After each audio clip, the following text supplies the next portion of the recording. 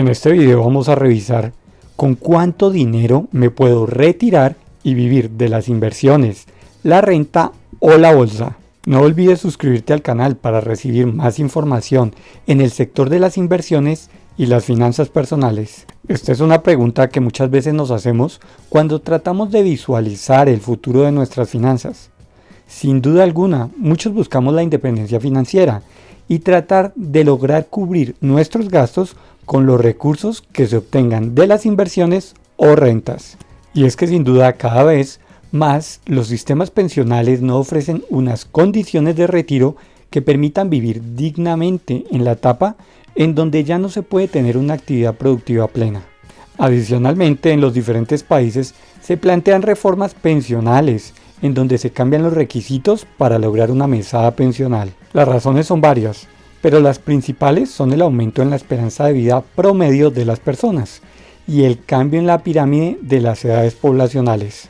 Esta gráfica nos permite ver el aumento de la esperanza de vida en España, donde se puede observar un crecimiento constante y sostenido. En cuanto a la pirámide poblacional, hace unos años el porcentaje de la población joven tenía una mayor proporción que la población mayor. Esto permitía que en el pasado muchas personas cotizaran en un fondo común, que era sostenible, pues eran pocos los pensionados. Con una mayor proporción de personas pensionadas y una menor proporción cotizando, el sistema se desbalancea y requiere el aporte del Estado para lograr cumplir con las obligaciones pensionales. Esto ha llevado a que los países busquen migrar a un régimen pensional privado de ahorro individual, en donde los aportes se invierten en diferentes productos de inversiones, como acciones, bonos y similares. El objetivo es que a largo plazo una persona cuente con un ahorro acumulado que le permita tener un capital suficiente para obtener unos rendimientos que ayuden a lograr una mesada pensional.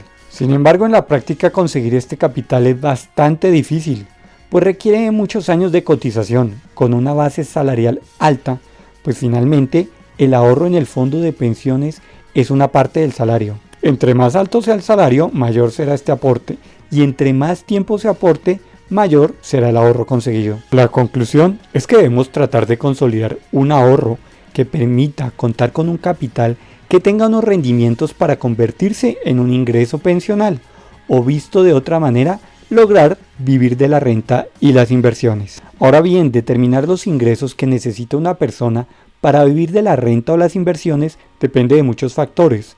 Los principales son las personas a cargo. Es muy diferente los gastos de alguien que vive solo y no tiene dependientes a cargo que otra persona que sostiene económicamente a una familia de 4 personas. El nivel de deudas a pagar.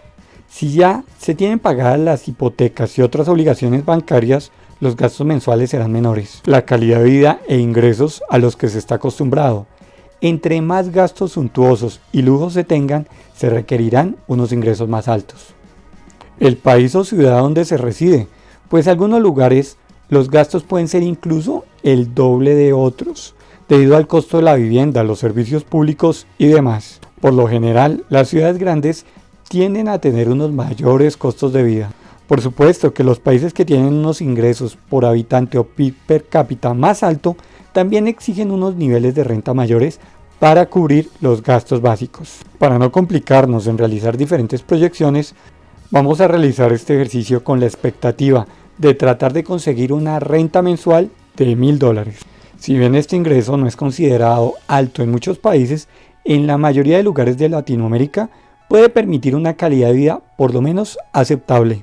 El otro factor a tener en cuenta es la inflación, pues si esta es muy alta, requiere cada vez contar con más capital, pues la pérdida de capacidad adquisitiva del dinero va a una velocidad demasiado alta. Sin embargo, vamos a tratar de realizar la proyección en dólares para buscar mitigar el efecto de este factor. El otro elemento que es importante considerar es en cuál instrumento se van a tener los recursos. Si bien lo mejor sería tener el patrimonio repartido en un portafolio de inversión que incluya varias opciones, combinando opciones de renta fija y renta variable. Estas combinaciones complicarían el ejercicio, por lo tanto se va a proyectar cada opción por aparte. Sin embargo, en la realidad práctica lo más adecuado es tener un portafolio con varios instrumentos de inversión. En el primer ejercicio vamos a realizar la proyección invirtiendo en plazos fijos o CDTs. Recordemos que nuestro objetivo es conseguir una renta mensual de $1.000, es decir, $12.000 en un año. Pero como buscamos que nuestro patrimonio no pierda capacidad adquisitiva, debemos tener en cuenta la inflación. El otro factor que deberíamos tener en cuenta es la devaluación o revaluación con respecto al dólar. Sin embargo, esto complicaría demasiado el ejercicio. Por lo tanto, no vamos a considerar este elemento. Ahora bien, las tasas de los CDTs o plazos fijos dependen del tiempo en el cual se dejen los recursos en la entidad bancaria y también cambia dependiendo del banco. Los bancos pequeños tienden a ofrecer mejores tasas para tratar de atraer más clientes, aunque si consideramos que estas entidades están vigiladas por las entidades correspondientes, el riesgo no es tan alto. Para efectos del ejercicio, vamos a suponer que este instrumento de inversión permite conseguir una rentabilidad anual del 1,5%, por encima de los niveles de inflación, tratando de dejar los recursos en el mayor plazo posible. Por ejemplo, si se proyecta una inflación anual del 2,5%, se supone que conseguimos una rentabilidad del 4% anual, con los CDTs o plazos fijos. Como se tienen algunos gastos de impuestos y otros cobros, vamos a suponer una rentabilidad real del 1,3% anual. En ese orden de ideas, y para no perder la capacidad adquisitiva, buscamos que el capital con el que contamos rente $12.000 al año, con una rentabilidad de 1,3% anual. Por lo tanto, necesitamos contar con un patrimonio cercano a $1.000.000 para conseguir este ingreso mensual. De hecho, para ser exacto, lograríamos un ingreso de $13.000 al año. Eso sí, teniendo en cuenta que no estamos perdiendo capacidad adquisitiva a causa de la inflación. En el link en la descripción podrás encontrar nuestro curso recomendado sobre finanzas e inversiones. Es una formación que busca que tomes tus decisiones financieras y conozcas los principios para invertir de forma responsable. La segunda parte del ejercicio consiste en invertir en renta fija o bonos del gobierno. La diferencia con respecto a la anterior alternativa no es mucha en cuanto a la rentabilidad esperada. Si bien cambian los beneficios obtenidos cuando se tienen bonos en países emergentes, es importante tener en cuenta que a mayor rendimiento, mayor riesgo. Ya muchos conocen la situación con los tenedores de deuda en países como Argentina. También es importante tener en cuenta que las tasas de los bonos de los países cambian. Por ejemplo, en la siguiente figura podemos ver el rendimiento del bono español a 10 años. Pero para no desviar el tema principal, vamos a suponer que logramos con este tipo de inversión una rentabilidad anual promedio del 2% superior a la inflación. Eso sí, teniendo en cuenta que ya se están asumiendo ciertos niveles de riesgo. Entonces, descontando los cobros de administración e impuestos, podemos considerar una rentabilidad anual del 1,7% por encima de la inflación.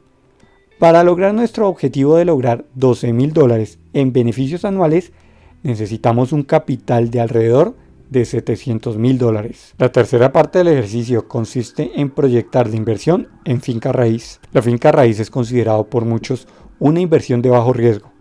Históricamente, en el largo plazo, en la mayoría de países, la vivienda tiene una valorización que por lo menos compensa la inflación o que en algunos casos la supera.